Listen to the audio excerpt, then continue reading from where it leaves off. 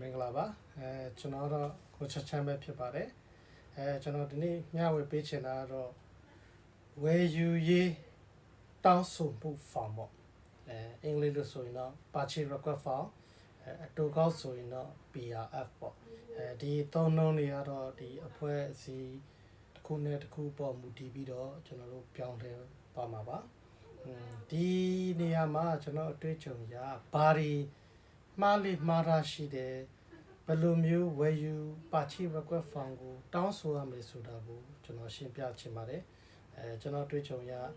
ကျွန်တော်တို့ internet ထဲမှာပဲအဖွဲ့အစည်းတွင်းမှာပဲဝန်ထမ်းတွေဝင်လာတယ်တချို့ဝန်ထမ်းအဟောင်းတွေလည်းရှိတယ်ဒါပေမဲ့သူတို့ကဒီ purchase request form မှာတုံထားတဲ့သုံးနှုန်းတွေကိုကာနနာမသိဘူးဘာတွေပါမလဲဟေးဆိုတော့ကျွန်တော်တို့ဘယ်နေ့ကိုအရောက်ပို့စေချင်တယ် location ကဘယ်ရုံးလဲပေါ့နော်ကျွန်တော်တို့ INGO ဖွဲ့စည်းတယ်မှာတော့ရုံးခွဲတွေများတော့ဘယ်ရုံးခွဲကိုပို့စေချင်တယ်ဘာ quality လဲဘယ်လောက် quantity အရေးအတွက်ပေါ့နော်ဘယ်လောက်အရေးအတွက်လိုချင်တယ်ဘယ်လို specification တွေကိုရေးရလဲဆိုတာကိုကျွန်တော်ကဒီ purchase request form သို့မဟုတ်အတူကောက် PRF ကိုကျွန်တော်အသေးစိတ်ရှင်းပြပေးတော့မှာဖြစ်ပါတယ်ကျွန်တော်ရဲ့ YouTube channel ကိုလည်း like and subscribe လေးလုပ်ပြီးတော့နောက်လာမယ့် Logistics and Procurement နယ်ပယ်တွင်းမှာကျွန်တော်တို့လုပ်ချင်တဲ့ညီတွေညီမတွေအတွက် share သွားပေးပါဖြစ်ပါတယ်အားလုံးပဲဆက်လက်ကြည့်ရှုပေးပါလို့ဟုတ်ကဲ့မင်္ဂလာပါကျွန်တော်ကတော့ purchase request form ဝယ်ယူမှုတောင်းဆိုတဲ့ပုံစံပေါ့နော်ဒါတွေကတော့ကျွန်တော်တို့ INGO အဖွဲ့တော်တော်များများမှာဒီ data လေးတွေတော့ပါတယ်ဒါပေမဲ့တစ်ဖွဲ့နဲ့တစ်ဖွဲ့တော့နည်းနည်းလေးကွဲလွဲတယ်ပေါ့ဗျာဒါတွေကိုတချို့ interview မေးခွန်းမှာလည်းမေးလိမေးထားရှိတယ်ဘာတွေပါမလဲဟေ့ဆိုတော့ requested delivery date နော်ကျွန်တော်တို့ဘယ်နေ့လိုချင်လဲပေါ့ဒါတွေကကျွန်တော်တို့အဖွဲ့အစည်းမှာသာသုံးနေတာကျွန်တော်တို့ဒီ personal life ဘဝမှာလည်းဒါတွေကိုလုတ်ဖြစ်နေတယ်ဆိုတော့ကျွန်တော်တို့ကတတိမေးလိမိထားရှိတယ်ဒါတွေကိုပဲကျွန်တော်တို့ NGO အဖွဲ့အစည်းတွေမှာပဲပြန်သုံးချတာပါဟုတ်ပြီကျွန်တော်တို့ဘယ်ကိုပို့ပေးရမလဲနော်ဒါလည်းအရင်ရေးကြည့်ပါတယ်ကျွန်တော်တို့ NGO INGO UN တွေကကျွန်တော်တို့ရုံးခွဲတွေများတယ် warehouse တွေများမယ်အဲ့တော့တနေရာတနေရာပို့ပေးရမယ်အခုဆိုရင်တိုင်းနယ်ပြည်နယ်တွေမှာဘယ်တိုင်းကိုပို့ပေးရမယ်ဘယ်ပြည်နယ်ကိုပို့ပေးရမလဲဒါလေးတွေကိုခွဲခြားပြီးတော့ရေးပေးရမယ်ဒါတွေကကျွန်တော်တို့ program manager သို့မဟုတ် project ဘက်ကဝန်ထမ်းတယောက်ယောက်သို့မဟုတ်ကျွန်တော်တို့ operation ဘက်ကတယောက်ယောက်ပေါ့ဒီဝယ်ယူမှုတောင်းဆိုမှု form ကိုဖြည့်ပေးရတယ်ဒါမှပိုင်းကျွန်တော်တို့ကဝယ်ယူမှုလုပ်လို့မရပါဘူးပါစက်နဲ့လည်းပြောလို့မရပါဘူးဖုန်းနဲ့ပြောလဲဝယ်ပေးလို့မရပါဘူးဒါတွေကဘာအတွက်ကြောင့်လဲဟေ့ဆိုတာအောက်မှာတဖြည်းဖြည်းကျွန်တော်ရှင်းပြသွားပါမယ်ဟုတ်ပြီ delivery address မှန်ကန်ပလိစီကျွန်တော်အတွေ့အကြုံရဒီထဲမှာရေးထားတာတနေရာကျွန်တော်တို့ contract ချုပ်လိုက်တဲ့အချိန်မှာပို့လိုက်တဲ့နေရာကတနေရာချိန်သွားတယ်ဒါမျိုးဖြစ်ရင်ကျွန်တော်တို့ internet ထဲမှာပဲကျွန်တော်တို့ department ချင်းအဲ့ဒါလေးတွေဖြစ်လာနိုင်တယ်ပေါ့ဗျာနော်အဲ့တော့စ request မလုပ်ခင်တည်းကကျွန်တော်တို့ delivery address ကိုတေးသေးချာချာ meeting ထိုင်ပြီးတော့မှဒီ request form မှာရေးတင်တယ်လို့ကျွန်တော်အကြံဉာဏ်ပြုချင်ပါတယ်ဟုတ်ပြီ office ဆိုလဲကျွန်တော်တို့ကထုံးစံတိုင်းပဲရုံးခွဲတွေများတယ်ဘယ် office ကတောင်းဆိုတာလဲနော်ဒါကတောင်းဆိုတဲ့ office ဒါကဘယ်ကိုပို့ပေးရမလဲလိပ်စာနော် office တွေများတဲ့အဖွဲ့အစည်း company တွေဆိုရင် NGO ဖွဲ့စည်းတွေဆိုရင်ဒါမျိုးတွေလုပ်ပေးရတယ်ပြီးကျွန်တော်တို့ကဒီဟာကိုဝယ်ယူမယ်ဟေ့ဆိုတော့ကျွန်တော်တို့ကဒီ evaluation committee ပေါ့ရွေးချယ်ရေး committee ဘယ်သူတွေကိုရွေးချယ်ရမလဲအခုဆိုရင်ကျွန်တော်တို့က 9A ဟုတ်ပြီ 9B 9C ဒီ3ယောက်ကလည်းကျွန်တော်တို့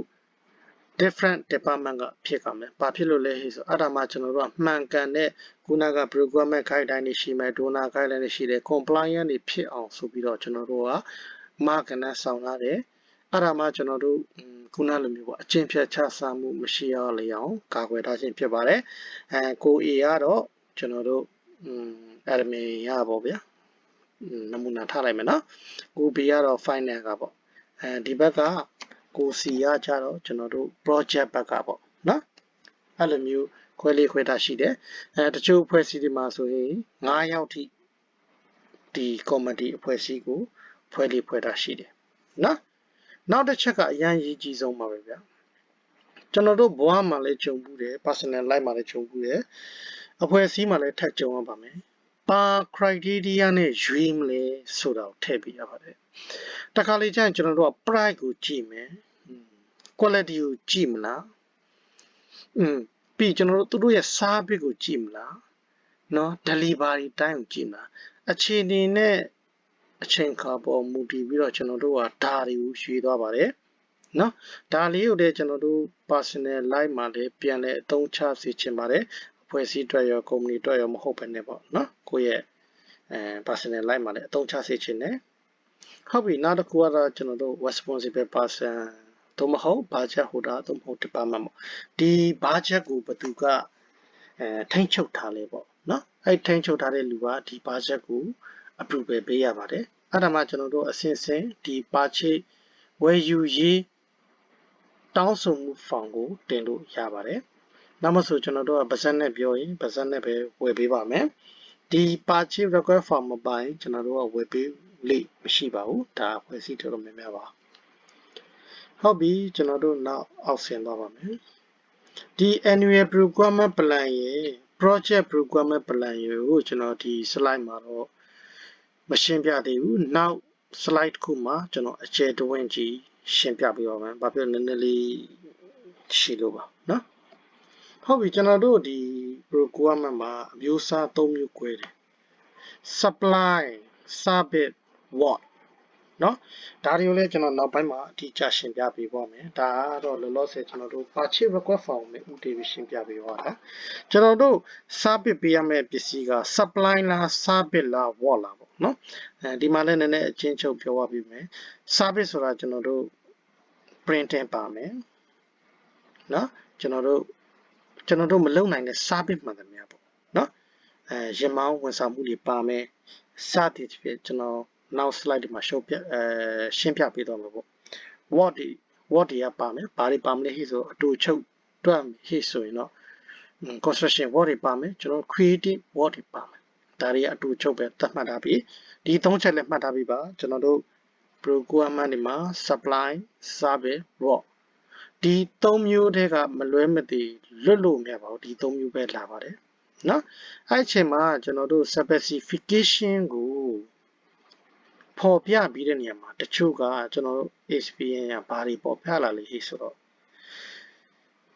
ဟုတ်ပြီကျွန်တော်တို့ကလေးအနေနဲ့တွက်ကြည့်မယ်ဗျာနော် student kit အဲ့ထက်မှာဘာပါတယ်အကြောင်းသားတွေဟိုဘောကျွန်တော်တို့ထောက်ပံ့ပေးတဲ့ kit ပေါ့ဗျာနော်အဲ့ထက်မှာ exercise book ပါတယ်ဒါကျွန်တော်နမူနာတစ်မျိုးပဲပြောပြမယ်နော်ခြေသွားမှာဆိုလို့ exercise book လို့ပဲရေးထားတယ် unit က PC add ဟုတ်ပြီနော်ဒါမှမဟုတ်ဒါဇင်မှန်တယ်ဒါပေမဲ့ exercise book မှာကျွန်တော်တို့က cover ကဘလောက် cover ဆိုတော့ကျွန်တော်စာအုပ်မြင်တဲ့ပုံပြောတာပါဘယ်နှ gram လဲဆိုတာလည်းရှိပါတယ်ဒါတွေကိုကျွန်တော်တို့တိတိကျကျရေးပြီးမှရပါမယ်နော်ဟုတ်ပြီ inner paper ဒီအတွင်းစာမျက်နှာသားက80လား80လား90လားမသိဘူးဒါတွေကိုလည်း project manager သို့မဟုတ် budget holder သို့မဟုတ်ဒီ project ဘက်ကဒီ purchase request form ကိုတင်ပေးတဲ့လူတွေကဒါတွေကို detail ရေးပြီးမှကျွန်တော်တို့အရှိရပြောရတဲ့ right quality ဖြစ်မယ်နော်ဒီ specification ကိုကျွန်တော်တို့ဝယ်ပြီးလို့ရမယ်အဲ့တော့မမှားပါစေနဲ့မသိရင်ကျွန်တော်တို့ဒီ logistics procurement department နဲ့တိုင်ပင်ပြီးတော့လှုပ်ဆောင်ပေးပါနော်ကာဘာမှာလည်း grant ရှိပါတယ်inner paper မှာလည်း grant ရှိပါတယ်စာမျက်နှာအရေးအတွက်ပါထပ်ခွဲသေးတယ်ဗျာနော်အဲ့တော့ကျွန်တော်တို့ကဒီမှာ specification မှာ detail မဖော်ပြထားပြီးကျွန်တော်တို့ကဘယ် exercise book ဝယ်ပေးရမှာမသိဘူးအဲ့အတွက်ကြောင့်မေးပါနဲ့ကိုလိုချင်တဲ့ပစ္စည်းကိုသိပေးပါအခုကျွန်တော်တို့ personal life မှာလည်းကျွန်တော်တို့ယောက်ျားလေးဖြစ်ဖြစ် main ကလေးဖြစ်ဖြစ်ပေါ့သူတို့ရဲ့စိတ်ကူးရင်ထဲမှာကျွန်တော်တို့ကိုနဲ့ရည်စားဖြစ်မဲ့လူကဘယ် specification ဖြစ်ရမယ်ပေါ့ အခုဆိုရင်နမူနာပြောရမယ်ဆိုရင်စပင်ရှည်ရမယ်မျက်ခုံးနှက်ကမယ် body တောက်မယ်ပေါ့ something ပေါ့နော်ဒါကတော့နမူနာပြောပြတာပါ specification မပြည့်စုံမှုရှိဆိုရင်ကျွန်တော်တို့ဝယ်ယူရေးဌာနကဘာဝယ်လို့ဝယ်ပေးရမှမသိဘူးဖြစ်တတ်တယ်အဲ့အတွက်ကြောင့်ဒီထဲမှာ specification ကိုကျွန်တော်တို့ detail တိကျထည့်ပေးပါကားဝယ်တာပဲဖြစ်ဖြစ်เนาะကားမှာဆိုရင် 2wheel 4wheel manual auto เนาะ left hand drive right hand drive ပါတယ်เนาะဒါလေးတွေရှိတဲ့အတွက်ကြောင့်ကျွန်တော်တို့ project ဝန်ထမ်းတွေဘက်မှာကောအကယ်၍များဒီ project ဝန်ထမ်းဘက်ကဒါတွေမတင်တတ်ဘူးမသိဘူးဟိဆိုရင်ကျွန်တော်တို့ procurement ဒီ logistics department ကလည်းကူညီပေးတင်ပါတယ်เนาะဒါလေးတွေကကျွန်တော်ညပေးချင်တာပါဒါကျွန်တော်ရဲ့ experience ရကြုံတွေ့တဲ့ဖြစ်ပျက်လေးတွေပေါ့ဟုတ်ပြီ unit လည်းအရင်စကားပြောပါတယ် PCL လာဒါစင်တာခုနကကျွန်တော်တို့ exercise book ကိုကျွန်တော်တို့ကရေးလိုက်ပြီเนาะရေးလိုက်တဲ့ချိန်မှာကျွန်တော်တို့ကဟုတ်ပြီ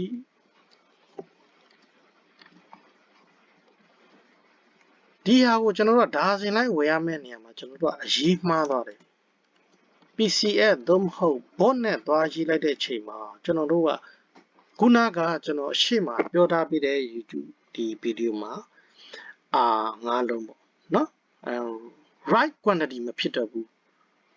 เนาะဒါကျွန်တော်တို့နည်းနည်းသဘောပေါက်မယ်ထင်ပါတယ်အဲ့တော့ unit မှာလည်းတည်တည်ချာချာရေးပေးဖို့တောင်းဆိုစေချင်တယ် dozen เนาะဟုတ်ပြီ quantity မှာလည်း1 dozen လား2 dozen လား3 dozen လားခွဲခြားပေးပါဒီဟာတော့ internet rule တွေပေါ့ project code တွေပါမယ် budget line တွေပါမယ်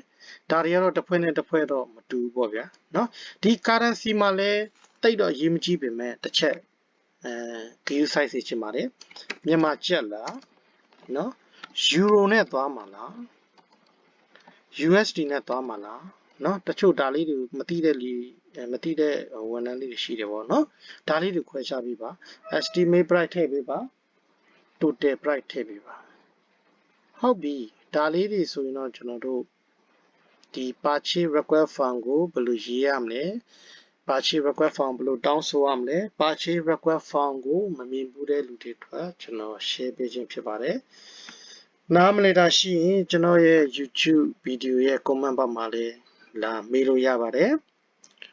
like and subscribe မလုပ်ရသေးတဲ့လူတွေအတွက်လည်း like and subscribe လုပ်ပေးပါလို့တောင်းဆိုပါတယ်ဘာကြောင့်တောင်းဆိုလဲဟဲ့ဆိုတော့ဒီ INGO တွေမှာလိုချင်တဲ့လူရာထူးတိုးချင်တဲ့လူတွေအတွက်ကျွန်တော်ရဲ့အတွေ့အကြုံများ share ပေးခြင်းဖြစ်ပါတယ် Okay ကျွန်တော်တို့နောက်ဗီဒီယိုတွေမှာပြန်တွေ့ကြတာပေါ့